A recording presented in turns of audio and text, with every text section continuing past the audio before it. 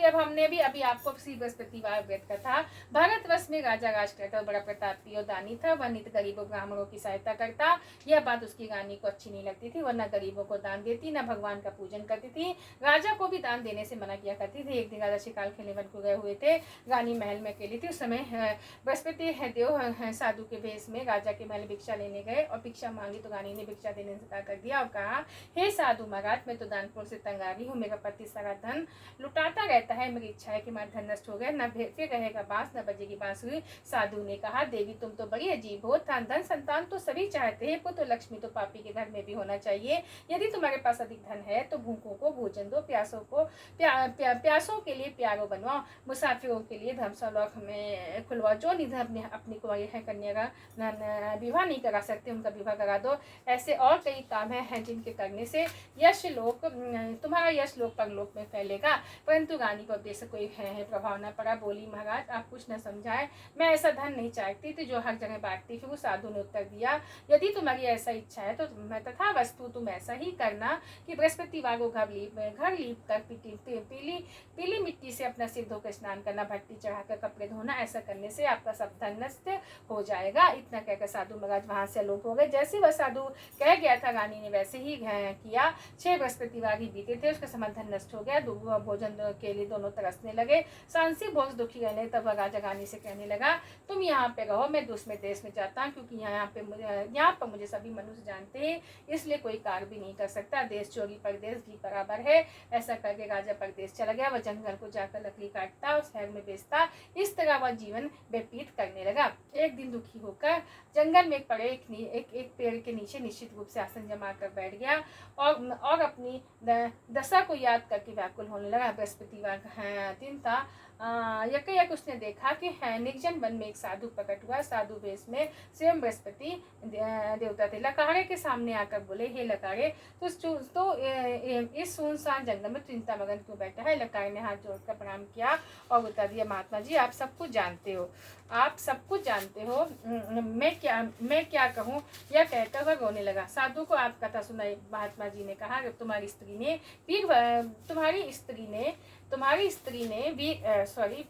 ने वीर भगवान का निरादर किया, शिकार गुस्स होकर तुम्हारी यह दशा कर दी। अब तुम चिंता को दूर करके मेरे कहने पे चलो, तुम्हारे सब कष्ट दूर हो जाएंगे और भगवान पहले से अधिक संपत्ति देंगे। तुम बृहस्पतिवार के दिन पाठ किया करो।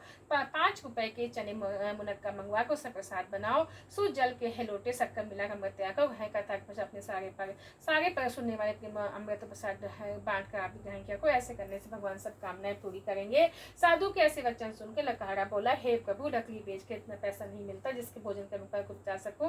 मैंने रास्ते में अपनी स्त्री को व्याकुल देखा, मेरे पास कुछ भी नहीं जिससे उनकी मैं खबर मंगा सकूं। साधु ने कहा, हे लकाड़े, तुम किसी बात की चिंता मत करो। बृहस्पतिवार के दिन तुम्हें रोज जाना की लकड़ियां लेकर शहर को जाओ।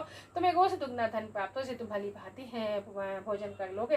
बृहस्पति देव की पूजा का सामान भी आ जाएगा। इतना कहेगा साधु उनके ध्यान हो गए। धीरे धीरे समय व्यतीत होने पर फिर बृहस्पतिवार का दिन आया। लकाड़ा जंगल में लकड़ी काट के शहर बेचने गया। उस दिन से अधिक पैसा मिला। राजा ने चना गुड़ दिलाकर गुरुवार का व्रत किया। उस दिन से उसके सभी कलेश जो थे वो दूर हो गए। परंतु जब दोबारा गुरुवार का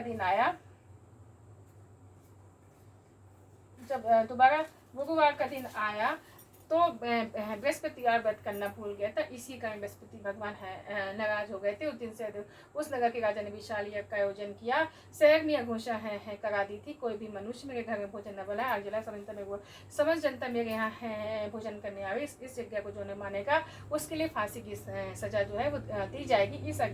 इस तरह संपूर्ण नगर में करवा दी। राजा के अनुसार शहर के सभी लोग भोजन करने गए, लेकिन लकाड़ा कुछ देर से वहां पहुंचा, इसलिए राजा उसको अपने साथ घर ले गए और ले जाकर भोजन करा रहे थे तो रानी की दसी उसी खूटी पड़ी जिसका हार लटका हुआ था वह यहाँ दिखाई नहीं दिया। रानी ने निश्चय किया, मेरा हार इसी मनुष्य ने चुरा लिया है। उसी समय पुलिस को जेल खाने में बुलाकर जेल खाने में डलवा दिया। जब लकाड़ा जेल खाने में पड़ गया तो बहुत दुखी विचार करने लगा कि जाने कौन से पूर्ण कम से दुख प्राप्त हुआ है, और साधु की याद करने लगा जो जंगल में मिला था। उसी समय तत्काल बृहस्पति देव साधु के रूप में प्रकट हो उसकी दशा को देख कहने लगे, अरे मूर्ख, तूने बृहस्पति देवता की है कथा नहीं कर, इसी कारण तुझे दुख प्राप्त हुआ है। अब चिंता मत कर, बृहस्पति के दिन जेल खाने के दरवाजे पे 4 पैसे पड़े मिलेंगे तो बृहस्पति देव की पूजा करना, तेरे सभी कष्ट दूर हो जाएंगे।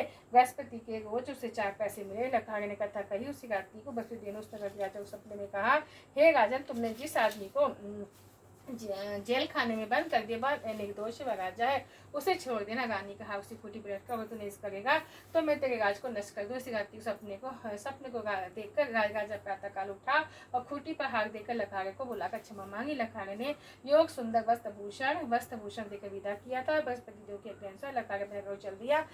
राजा जब अपने नगर के निकट पहुंचा तो उस बड़ा आश्चर्य हुआ।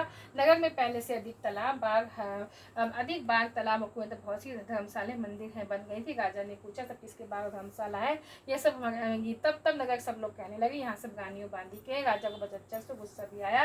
तब रानी ने यह खबर सुनी कि राजा आ रहे हैं तो उसे बांधी ने कहा, हे दासी, देख हमें राजा में कितनी बुरी हालत छोड़ गए थे, मैं ऐसी देर हालत देख कर लौट न जाए, इसलिए तू दरवाजे पे खड़ी हो जाके। दासी है दरवाजे पे खड़ी होगी। राजा है तो उन्होंने साथी वाला ही। तब उन्होंने कहा कि हमें यह सब धन बृहस्पति देव के वैद्य के प्रभाव से प्राप्त हुआ है। राजा ने निश्चय किया, 7 रोज बाद तो सभी बृहस्पति देव की पूजा करते, परंतु रोजाना दिन में 3 बार कहानी कहा करूंगा, रोज व्रत किया करूंगा। अब हर समय है राजा के दुपट्टे में चने की दाल बनी, दिन में 3 बार कहानी कहता। एक राजा ने विचार के चलो अपनी बहन के यहाँ हो आवे। इस तरह निश्चय कर राजा घोड़सा अपनी बहन के यहाँ कुछ चलने के मार्ग से देखो 4 आदमी मुद्दे को लिए जा रहा है। उन्हें रोकर राजा कहने लगा, अरे भैया, तुम मेरी बृहस्पति की कहानी सुनो। हमारा तो आदमी मर गया, से अपनी कथा की पड़ी है, परंतु कुछ आदमी बोले, अच्छा कहो, हम कथा भी सुनेंगे। राजा ने दाल निकाली। जब कथा आदि हुई तो मुर्दा हिलने लगा, और जब कथा समाप्त हो गई तो राम राम करके मनुष्य खड़ा हो गया। उसे मार्ग में एक किसान खेत में हल चलाता मिला। राजा ने उसे देखकर उससे बोला, अरे भैया, तुम मेरी बृहस्पति की कथा सुन लो। मेरे किसान बोला, जब तक मैं तेरी कथा सुनूंगा तब तक 4 हरिया खेत जोत लूंगा, जब तरफ से सुनाना। इस तरह राजा आगे चलने लगा। राजा के हटते ही बैल पछाड़ खाड़ के गिर गए। उसके पेट में बड़ी जोरों का दर्द होने लगा। वही समय हेमा रोटी लेके आए। जब उसने सब देखा तो पुत्र से सब हाल पूछा। बेटे ने सभी हाल कह दिया तो बुढ़िया दौड़ी उस घुड़सवार के पास गई, जहाँ उससे बोली कि मैं तेरी कथा सुनी, तो अपने कथा के रेट पे चलते ही कहना।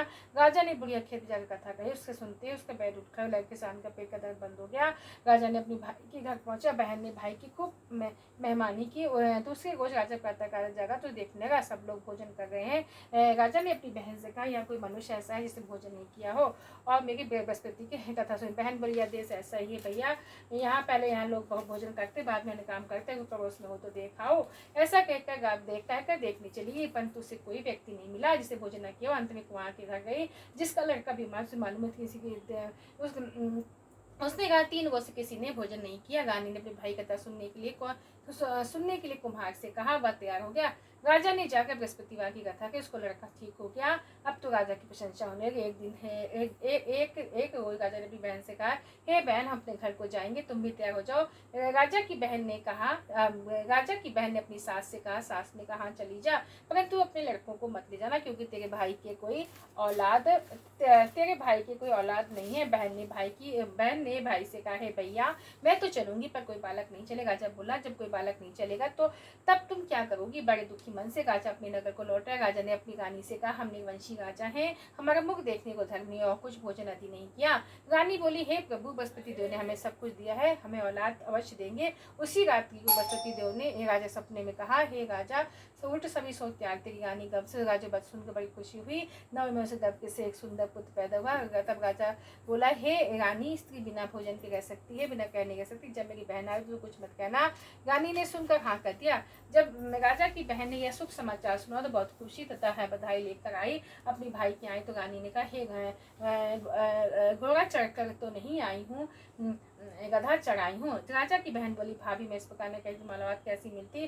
बृहस्पति देव ऐसे मनोकामनाएं हैं सभी को पूर्ण करते हैं। जो सद्भावना पूर्वक बृहस्पतिवार की व्रत कथा पढ़ता है अथवा सुनता है, बृहस्पति देव की मनोकामनाएं पूर्ण करते हैं। भगवान बृहस्पति देव की सदैव रक्षा करते हैं। संसार में सद्भावना से भगवान जी का पूजन व्रत करके सच्चे हृदय से मनन करते हुए जय जयकार बोलना चाहिए। बोलो बृहस्पति देव की जय। बृहस्पति देव की कथा प्राचीन काल में ब्राह्मण था, बहुत निर्धन था, कोई संतान नहीं थी। वो स्त्री बहुत मलिनता के साथ रहती, वह स्नान न करती, किसी देवता का पूजन न करती। ब्राह्मण देवता बड़े दुखी से थे। हम बेचारे बहुत कुछ कहते, किंतु उसका परिणाम निकला। भगवान की कृपा से ब्राह्मण की स्त्री के गर्भ कन्या रूपी रतन पैदा हुआ। कन्या बड़ी होने पर स्नान विष्णु भगवान का जाप और बृहस्पतिवार का व्रत करने लगी। अपने पूजा पाठ को समाप्त करके स्कूल जाती, मुट्ठी झोंक ले आती थी, बार मार में डोलती जाती। जब ये जौ सड़ के जाते, लौटते समय उनको पीन कर घर ले आती थी। एक दिन वह बालिका सोने के सूप में जौ पटक कर साफ कर रही थी। उसके पिता ने देख लिया, कहा, बेटी, सोने के जौ के लिए सोने के जौ के लिए सोने का सूप भी होना चाहिए। दूसरे दिन बृहस्पतिवार था। इस कन्या ने रखा। बृहस्पति देव से प्रार्थना कर कहा, मैंने आपकी है पूजा सच्चे मन से की, तो मेरे लिए सोने का सूप दे दो। बृहस्पति देव ने उसकी प्रार्थना कर ली। वो जाने कन्या जौ फैलाती जाने लगी। जब पीने लगी तो बृहस्पति के पास से सोने मिला। उससे वह घल्ले से जौ साफ करने लगी। उसकी माँ का एक वही ढंग रहा। एक दिन की बात है, कन्या के सूप के सोने के सूप में जौ साफ कर रही थी। उसमें उस शहर के राजपूत भगवान से निकला। इस कन्या के रूप कार्य देखकर मोहित हो गया। अपने घर आकर भोजन जल त्याग होकर उदासों को लेट गया। राजा को इस बात का है पता लगा तो अपने प्रधानमंत्री के साथ उसके पास गए। बोले, हे बेटा, तुम्हें किसी बात का कष्ट, किसी ने अपमान किया तो कारण हो सो कहो, मैं वही कार्य करूंगा जिससे तुम्हें प्रसन्नता हो। पिता की राजकुमारी ने बातें सुनी तो बोली, मुझे आपकी कृपा से किसी बात का दुख नहीं, किसी ने मेरा अपमान नहीं किया, परंतु मैं उस लड़की से विवाह करना चाहता हूँ जो सोने के सूप में जौ साफ कर गई थी। वह सुनकर वो राजा अच्छा से पड़ गया। बोला, हे बेटा, इस तरह का कन्या का पता तुम्हें लगाओ, मैं उसके साथ विवाह कर दूंगा। राजकुमार ने उस लड़की के घर का पता बतलाया। तब मंत्री ने उस लड़की के घर गए और ब्राह्मण देवता को सभी हाल का बतलाया। ब्राह्मण देवता राजकुमार के साथ अपनी कन्या का विवाह करने के लिए तैयार हो गए। विधि विधान के अनुसार ब्राह्मण विधान के अनुसार ब्राह्मण की कन्या का विवाह राजकुमार के साथ हो गया। कन्या के घर से जाते ही पहले की भांति ब्राह्मण देवता घर में गरीबी का निवास हो गया। अब भोजन के अन्य बड़ी मुश्किल से मिलता था। एक दिन दुखी होकर ब्राह्मण देवता अपनी पुत्री के पास गए। बेटे ने पिता की दुखी अवस्था को देखकर अपनी माँ का हाल पूछा। तब ब्राह्मण ने सभी हाल कहा।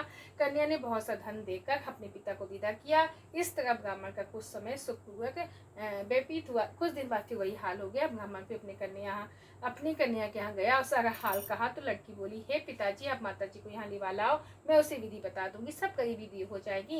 ब्राह्मण देवता अपनी स्त्री को साथ लेके पहुंचे ही तो हम अपनी माँ को समझाने लगे, हे माँ, तुम प्रातः काल प्रथम स्नान आदि कर विष्णु भगवान का पूजन करो, सब दरिद्रता दूर हो जाएगी। परंतु उसकी माँ ने एक बात भी नहीं मानी और प्रातः काल उठकर अपनी पुत्री के बच्चों को जूठन खा लिया। उससे उसकी पुत्री हुआ गुस्सा है। उसने एक साथ को कोटी सभी सामान निकाल दिया और अपनी माँ को उसे बंद कर दिया। प्रातः का उसे निकाल कर स्नान आदि करके पाठ करवाया तो उसकी माँ की बुद्धि हो गई। प्रत्येक बृहस्पतिवार को व्रत रखने की इस व्रत के प्रभाव से उसके माँ बाप बहुत ही धनवान और पुत्रवान हो गए और बृहस्पति जी के प्रभाव से इस लोक को स्वर्ग को सुख भोग कर स्वर्ग को प्राप्त हुए। बोलो बृहस्पति देव की जय, बोलो विष्णु भगवान की जय, बोलो बृहस्पति देव भगवान की जय, बोलो विष्णु भगवान की जय, जय बोलो बृहस्पति देव भगवान की जय। चलिए देखिए, बृहस्पति भगवान की आरती हो गई। अब हम आरती करेंगे और विष्णु भगवान के दर्शन आप लोग कर लीजिए। जय विष्णु भगवान की जय, जय विष्णु भगवान की जय, जय विष्णु भगवान की जय।